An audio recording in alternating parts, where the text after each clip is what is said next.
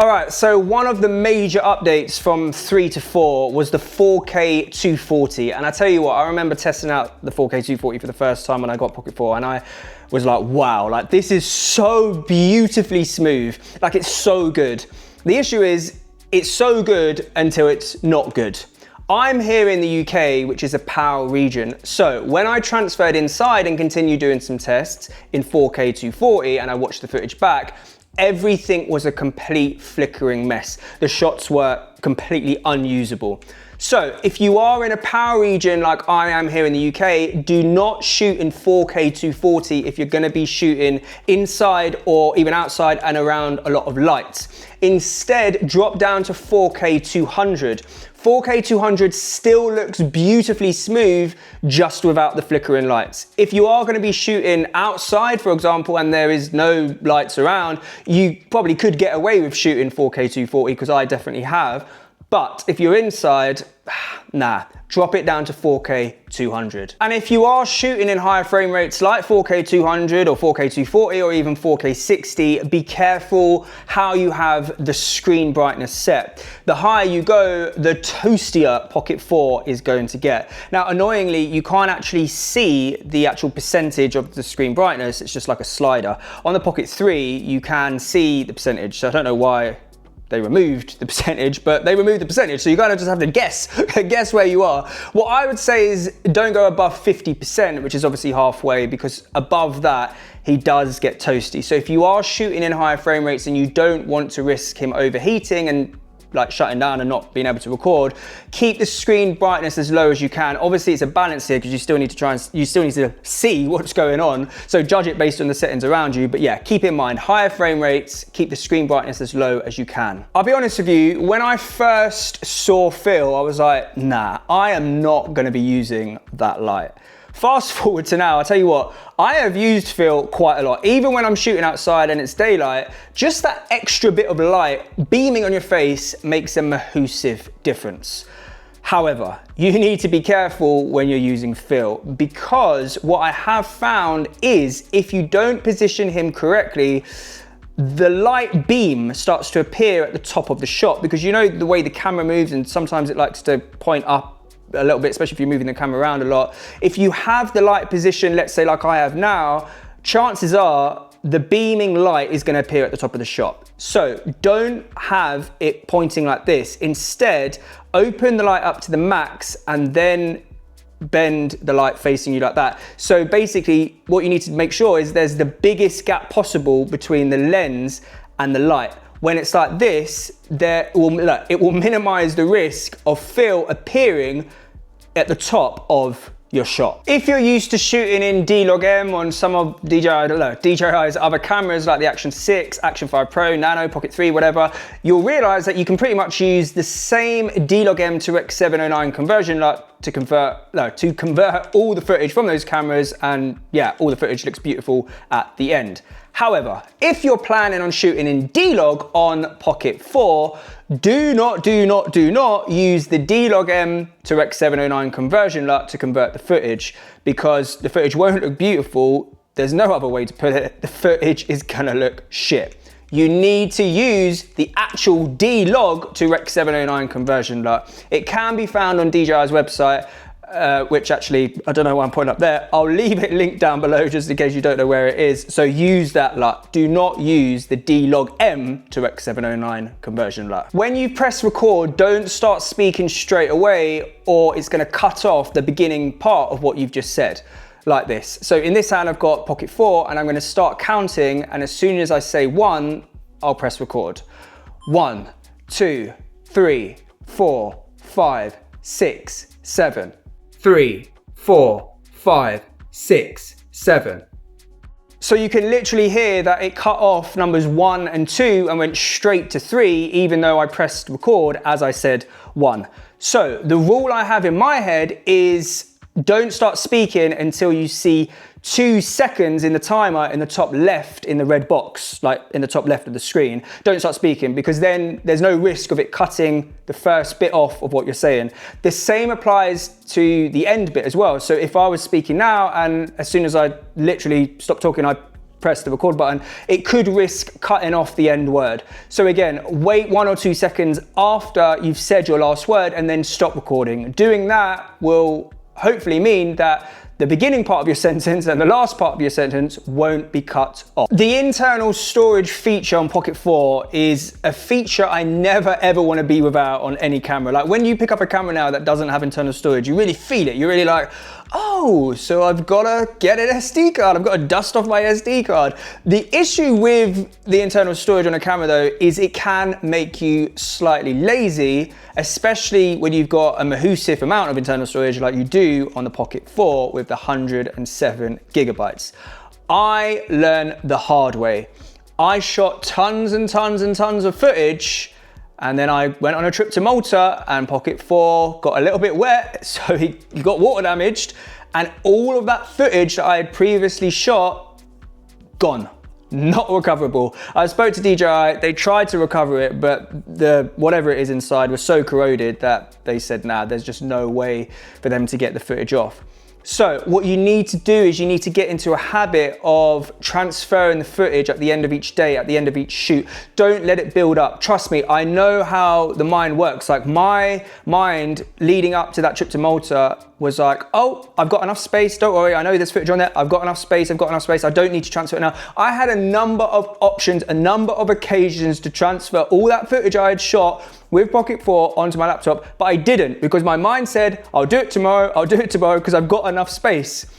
But we never know what's gonna happen tomorrow. I didn't know what was gonna happen to me with the water stuff was gonna happen. We just don't know. So you have to ask yourself the question, would you be more upset with all of that footage gone that you've shot, or would you be more upset that you have to sit there for 10 minutes and transfer everything to your laptop? I think I know which one I would choose going forward. So please, please take it from me, who has unfortunately been there and done it. This is my second Pocket 4 and I lost so much footage. I'm still angry at myself because I know how many opportunities I had to transfer it.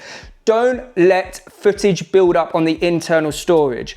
Get into a habit of transferring your footage at the end of each day, at the end of each shoot, because touch wood, why do we touch our heads when we say touch wood? I don't know, I don't have any wood here, but anyway, touch wood, nothing does happen to your Pocket 4, but like me, you never know what's gonna happen, so you don't wanna lose any footage because of that. Which links me in nicely to the next point. Pocket 4 does not like water. Do not use Pocket 4 around water. I got lucky the first time I took him out. I was on a speedboat on the Thames. He got very, very wet. I don't know, I was just lucky that day. I didn't get as lucky, like I said, when I was in Malta. I won't bore you with the story now. If you're interested, you can watch the video linked above and below. But yeah, he does not like water. So do not take him around water. Even now, like for me, like before with Pocket 3, if it rained a little bit, I'd be like, oh, it's just a little bit of rain. Now, with what happened in Malta with Pocket 4, I'm like, even if it's rain, I'm like, I'm gonna get one of those like little umbrellas for him. I'm like, nah, we cannot risk this. The other thing with this is, please consider taking out the DJI Care refresh program. This is my second Pocket 4, which I paid like what, I can't remember now, 35 pound, whatever it is. I'll put it on the screen, I can't remember it at the top of my head, but I was only able to do that because I had the Care refresh program. If I didn't have the Care refresh program, mate, I'd be even more angry right now because I'd have to pay like another £400 for a brand new fresh camera. I know the Care refresh program is not available in every country. So yeah, I'll leave again the links to the Care refresh program on their website, link down below. Have a read, see if it's available where you are. If it is available where you are, just take it out. Again, I'm not gonna bore you now. If you're interested in all that, then watch the video above and below, but don't take him near water. And if you can, take out the DJI Care refresh program, because you're spending this much on a camera, an extra £30, you'll thank yourself later, because like I said earlier, you never know what's gonna happen tomorrow. If you're not using the internal storage, but instead shooting directly to an SD card, then make sure it's the correct SD card. I'll leave a link down below for, I'm gonna be leaving a lot of links down below. I'll leave a link, we'll just add to the links. I'm gonna leave a link down below to the SD cards that DJI recommend for the Pocket 4. So make sure you use the right one. If you're not using the right one, as in if it's not the right speed and all that, you could risk just messing up the footage. For example, something that could happen, that's happened to me in the past when I haven't used the correct SD card, is my mouth, like the words don't sync up, like the audio, yeah, that's the word, the audio doesn't sync up. So like the timing of my mouth and audio is like different, it's out of sync. So you could have issues like that. Yeah, so make sure if you're shooting to an SD card, it is the correct SD card. Don't get confused with the tap to lock on the preview screen. By default, when you tap anywhere and hold anywhere on the screen, a little yellow box appears with like a lock sign in the bottom left. That is you locking the exposure. It's not locking the focus in. If you want to lock the focus in as well, you need to go into the focus mode and change the focus mode settings from continuous to single. When you've changed it to single, you'll see that there's two like brackets that appear in the center of the screen, back on the preview screen. You can now tap anywhere, on the screen and hold anywhere on the screen, and now it's locking the focus in as well. Don't get carried away when you're showing things on camera. Like let's say you've got something in your hand and you're showing it up close. Don't get too close, because the minimum focus distance is 20 centimeters. So anything closer than 20, yeah, everything just looks like a blurry mess. That includes like when you got it like holding like that, or better spin it around, holding like that, and you got it facing your face. Obviously you don't want to get closer than 20, because yeah, your face will be a blurry mess. So don't get closer to anything, including your face, than 20 centimeters. I still don't know to this day how we went from this hard shell case on the Pocket 3 to this clip with the Pocket 4. Like I just can't get my head around it. Like I still have sleepless nights understanding why? Anyway, if you have the Pocket 3, you might be tempted to say, you know what, I think I can put Pocket 4 inside Pocket 3's hard shell case. Well, you kind of can. The issue is Pocket 4 is 2.2 millimeters wider and 4.5 millimeters longer than Pocket 3. So the fit inside this hard shell case is very, very tight, to the point where it gets in and then you get to a point where it stops because of like the buttons or the screen, whatever it is, and there's like this bit that is sticking out there, and then you find yourself kind of pushing and prodding, and then suddenly something clicks and you're like, oh shit. So be careful if you are planning to use the Pocket 3's protective case with the Pocket 4, because although it does kind of go in, you might be doing more damage than good. Instead of protecting it, you could be damaging the screen the more you press it, or the buttons or whatever. And if that's the case, you bloody better hope you got that care refresh program out that I mentioned earlier. But yeah, as you can see, it kind of does go in, but all I'm saying is just be careful, because the measurements are not exactly the same. Therefore, things are a lot tighter, and you don't want to be pushing and prodding and damaging the buttons, the screen, the gimbal, whatever it is. Whilst you're recording, you can swipe from the right to bring up the EV meter. So let's say you change the EV to -0.7, right? And then you stop recording. When you start recording again, the EV goes back to 0. So you have to make sure that you have to adjust it again if you want to adjust it again. It doesn't stay at -0.7, for example. The only time it locks in place is if you're shooting in pro mode and you actually go into the exposure settings menu and you adjust the EV there. So let's say you bring the exposure down to -1, right? And then you start recording. You'll see then when you swipe from the right and bring up the EV meter, it's already at -1 because you've changed it in the exposure menu settings. You can still change that slider. So let's say we want to bring it down to -1.7. Cool. Then if you stop recording and start recording again, it's reverted back to -1. It hasn't locked it at -1.7. Whatever you change whilst you're recording, the way to remember this is whatever you've changed whilst you're recording is not locked in place through that EV meter that you bring up from the side. Whatever you change in the exposure menu settings is locked in place. That's the easiest way to remember it. The film tones on Pocket 4 do actually look pretty decent. Some look better than others, and you've got to set the strength right, but some do make skin tones, in fact all of them make skin tones like look different, right? So what I'm trying to say is if you're planning on going out, shooting a vlog, shooting a video for the day, whatever, and you're gonna be in it, whatever, do some tests first, because you might not be happy how a certain film tone at a certain strength makes your skin tone look, or just the general image.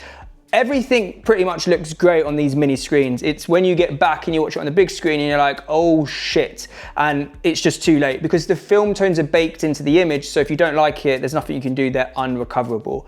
So what I'm trying to say is, do your own tests with the film tones first, including skin tones tests before you actually get out and shoot properly with them. One of the issues I kept having was when I'm out shooting with Pocket 4 and I've got him in my hand like this, and I'm not using an external mic, so I'm using the audio straight out of camera. Because of how I hold him like this, and because of where the mics are positioned, I would get back sometimes and listen to the clips and I'm like, that is literally my fingers brushing over the microphones. So be careful when you're holding him like this, because remember, you've got a microphone there. So when you're holding him like this, you know, your finger naturally goes there. That's brushing over the microphone, and then you've got some on the side as well. Look, that's where my thumb is sitting, right over the microphone. It just doesn't sound good when you watch it back. So use this adapter that comes with the 1/4" screw hole at the bottom, and put it on to extend the length of the Pocket 4 out, because when it's extended out like that, now look where my hand naturally sits, nowhere near the holes that are at the top. So there's now no risk of the audio being muffled with my fingers brushing over the microphones, because I've added now this small 1/4" screw hole adapter at the bottom.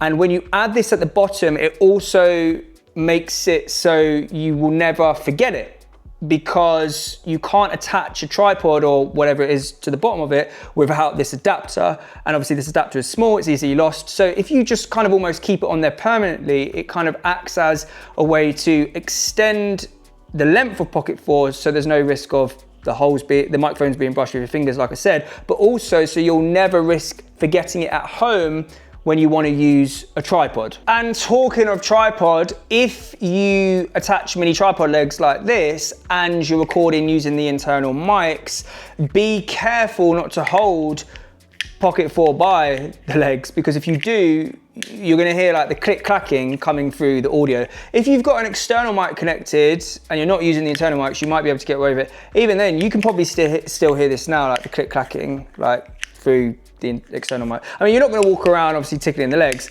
but trust me, I've done it on other cameras, not even just Pocket 4, where you're holding the legs and you listen to the audio back and you're like, what is that noise? And then you realize it's the click clacking of the tripod that you're holding.